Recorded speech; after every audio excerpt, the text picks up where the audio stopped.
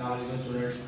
बेटा आज हमारा 9th क्लास का लेक्चर नंबर 28 है और हम अपना नया चैप्टर स्टार्ट करने जा रहे हैं, चैप्टर नंबर 3 बायोडाइवर्सिटी।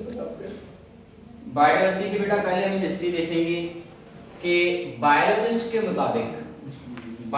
के मुताबिक इस यूनिवर्स के अंदर, इस कायनात में, इस ज़मीन पे तकरीबन 10 मिलियन ऑर्गेनिजम्स मौजूद हैं, 10 मिलियन लिविंग ऑर्गेनिज्म मौजूद हैं।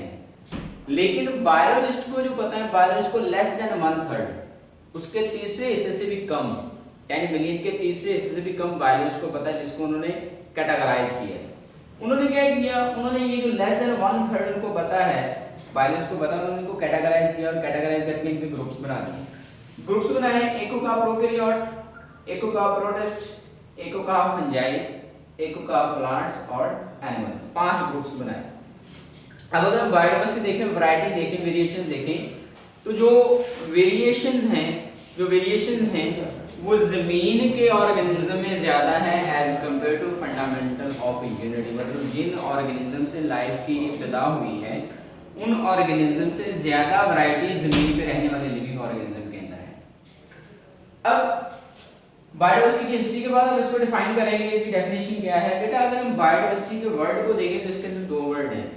एक इसमें वर्ड है बायो और एक है डाइवर्सिटी। बायो का मतलब होता है लिविंग ऑर्गेनिज्म, डाइवर्सिटी का मतलब है variety. Bio mean living organism, diversity mean variety.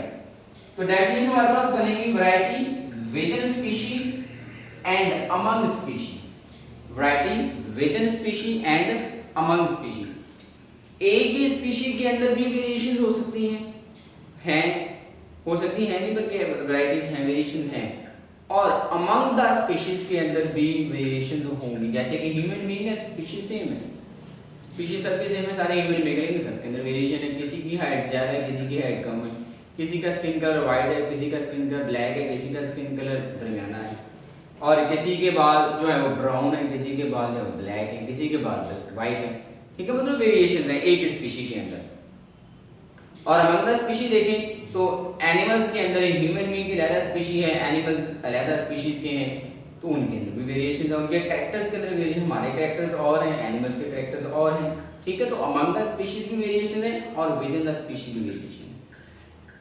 इसको हम कहते हैं कि biodiversity is the measure of variety among the living organism in different ecosystem.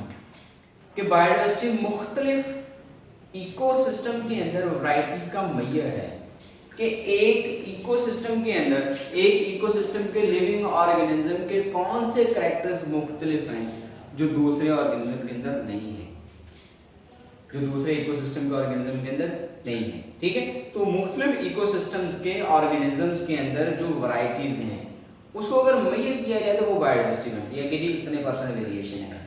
ठीक, अब बेटा बायोडाइवर्सिटी के अंदर अगर हम देखें तो बायोडाइवर्सिटी में अगर इसके फैक्टर्स को देखें कि बायोडाइवर्सिटी क्यों है, बायोडाइवर्सिटी को कौन कौन से फैक्टर्स इफेक्ट करते हैं। बायोडाइवर्सिटी को सबसे पहला फैक्टर इफेक्ट करता है क्लाइमेट। क्लाइमेट मतलब आबोहवा। जिस इलाके की आबोहवा जिस तरह की होगी, उस इलाके के ऑर्गेनिज्म के अंदर उस तरह के फैक्टर्स होंगे। अगर किसी इलाके की जो आबोहवा है वो सर्द है, तो वहाँ के जो लिविंग ऑर्गेनिज्म होंगे, वहाँ के जो एनिमल्स होंगे, उन एनिमल्स की स्किन के ऊपर बाल ज़्यादा होंगे। जैसे कि अगर हम पहाड़ी इलाकों के जो गॉड्स होती हैं, पहाड़ी इलाकों में गॉड्स को देखें तो उनकी स्किन के ऊपर बाल ज़्यादा होते हैं। हमारे इलाके की जो गॉड्स होती हैं इनकी स्किन के ऊपर बाल कम होते हैं, क्योंकि हमारे इलाके का टेम्परेचर गर्म होता है, पहाड़ी इलाकों का टेम्परेचर ठंडा होता है। तो उसके क्लाइमेट जिस तरह का होगा उस तरह के कैरेक्टर्स आएंगे, इस तरह से वेरिएशंस आएंगे। दूसरी चीज़ है एल्टीट्यूड।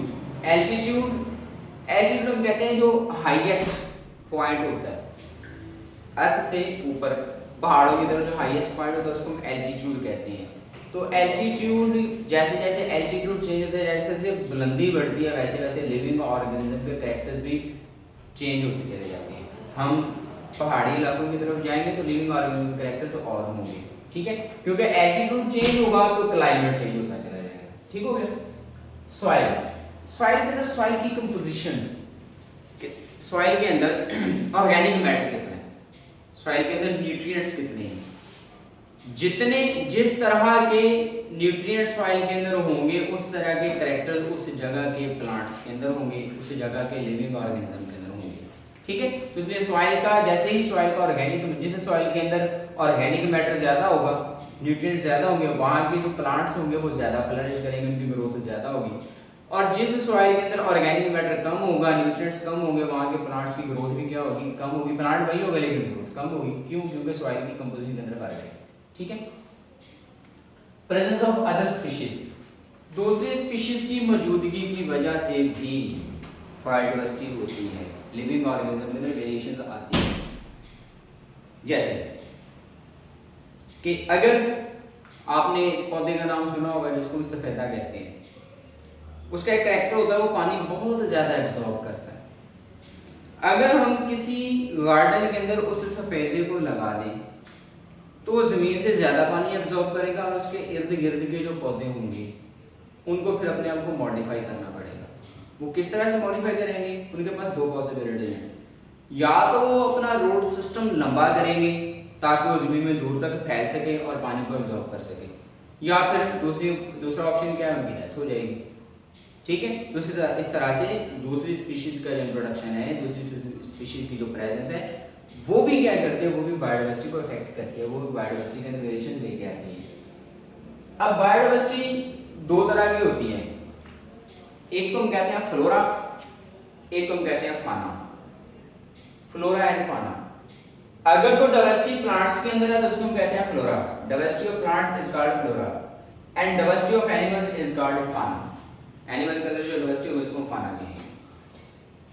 अब हमें इस यूनिवर्स के अंदर जितने भी लिविंग ऑर्गेनिज्म मिलते हैं, जितने भी वेरिएशंस मिलती हैं, इसके रीजन कि ये वेरिएशंस कैसे हैं।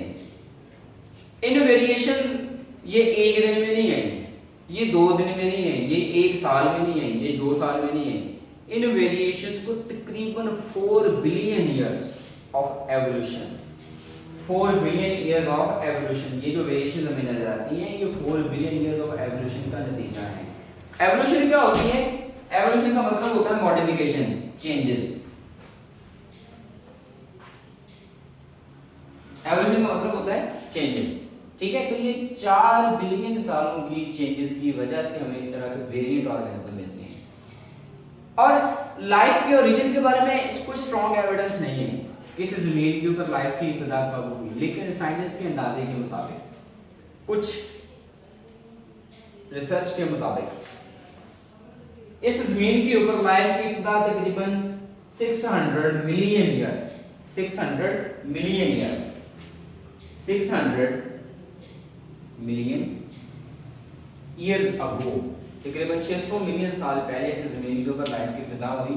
तो उस वक्त इस जमीन के ऊपर बैक्टीरिया थे और उनकी तरह के कुछ यूनिसेलुलर लिविंग ऑर्गेनिज्म थे। ठीक है। तो वहां से लाइफ की इब्तिदा हुई है। अब हम देखते हैं इंपॉर्टेंस ऑफ बायोडाइवर्सिटी कि बायोडाइवर्सिटी की इंपॉर्टेंस क्या है, वो किस तरह से हमारे लिए इंपॉर्टेंट है। सबसे पहली बात, biodiversity is the source of food for the human being. Biodiversity जो है ह्यूमन बीइंग के लिए फूड का सोर्स है। हम एनिमल से भी अपनी फूड लेते हैं और प्लांट से भी अपनी फूड लेते हैं। दूसरी चीज, biodiversity the source of drugs, directly और इनडायरेक्टली। कुछ प्लांट्स को हम डायरेक्टली मेडिसिन के तौर पे यूज करते हैं और कुछ प्लांट को हम इनडायरेक्टली मेडिसिन के तौर पे यूज करते हैं, उनसे इनडायरेक्टली मेडिसिन ली जाती है। It is also a source of industrial material. और इंडस्ट्री का कौन सा मटेरियल? बिल्डिंग मटेरियल, जैसे कि ये जो वुड है, जो लकड़ी है, जो हम अपने घरों के अंदर इस्तेमाल करते हैं दरवाजे बनाने के लिए, खिड़कियाँ बनाने के लिए, वो हमारी बिल्डिंग का हिस्सा है। ठीक है। वो हम दरख्तों से लेते हैं, प्लांट से ली जाती है, इसलिए वो बिल्डिंग मटेरियल है।